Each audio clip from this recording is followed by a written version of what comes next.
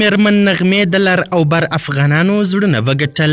میرمن نغمې د گو فوند می اپلیکیشن له لارې د ګیلامن وزیر کورنۍ ته 1 لک پوند راټول کړي دي.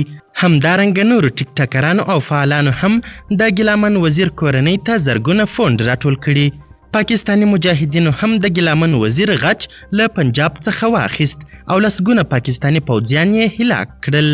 دا چې نغمې د ګیلامن وزیر د شهادت او د هغه د کورنۍ سره د مرستې په اړه څه ویلي، نغمې ولې وژړل او ټوله څومره مرسته ورته راټوله سوې، مجاهدینو څنګه د ګیلامن وزیر غچ واخیست. بشپړ حال را سره هم دغه روانه ویډیو کې کتلی سئ.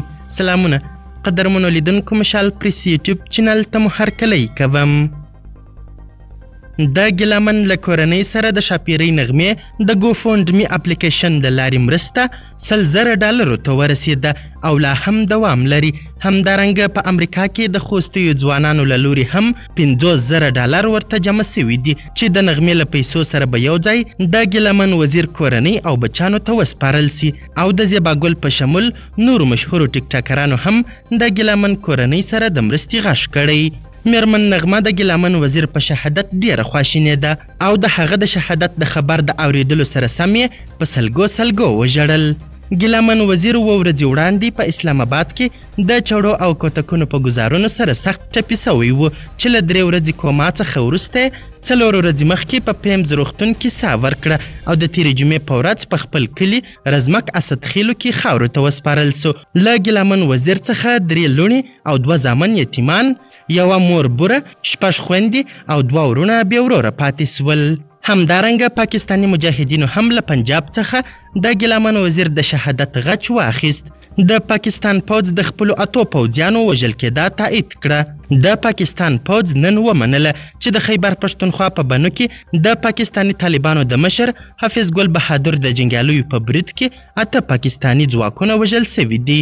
د پاکستان پوځ ادعا کوي چې د حافظ ګل بهادر ډله په افغانستان کې میشته ده او پوځ باید د افغانستان د ګواښونو پر وړاندې لازم اقدامات وکړي. د پاکستان پوځ په یو بیان کې لیکلي چې د دوشنبې په سهار د خیبر پښتونخوا په بنو کې پر پوځي اډې د TTP 10 وسلوالو د پوځ پر یو مهم مرکز برید وکړ. د پوځ په وینا برید کوونکو له چاودېدونکو توکو ډک خپل موټر د دې پوځي اډې مخې ته وچاوداوه. د پاکستان پوځ وایي د کیمپ ساتونکي وروسته له هغه ووژل سول چې موټر بم وچاودېد او دیوال ونړېد. تر دې مخکې د پاکستان پوځ او رسنیو د 3 پوځیانو د وژل کېدو خبر ورکړی و. ورځپاڼې د وژل سوو پوځیانو عکسونه هم خپاره کړي دي. وسلوالو د پاکستان پوځ ته د کاري ګزارونو ورکولو په خاطر 2 چاودنې وکړې. دوی وایي لومړنۍ چاودنه د دې لپاره وسوه چې د احاطې دیوال ونړوي، څو نور وسلوال اډې ته ننوځي. پاکستانی طالبانو د ګیلامن وزیر د شهادت سره سم یو اعلامیه خپره کړه چې د هغه پر مرګ یې خواشیني څرګنده کړه او وعده یې وکړل چې د شهید ګیلامن وزیر غچ به حتما له پنجابي حکومت څخه اخلي. قدرمنو لیدونکو، د ویډیو له کتلو مو نړۍ مننه. د لا زیاتو او نورو لحظه پر لحظه خبرې مطالبه لپاره زموږ همدغه مشال پریس یوټیوب چینل سبسکرایب کړئ.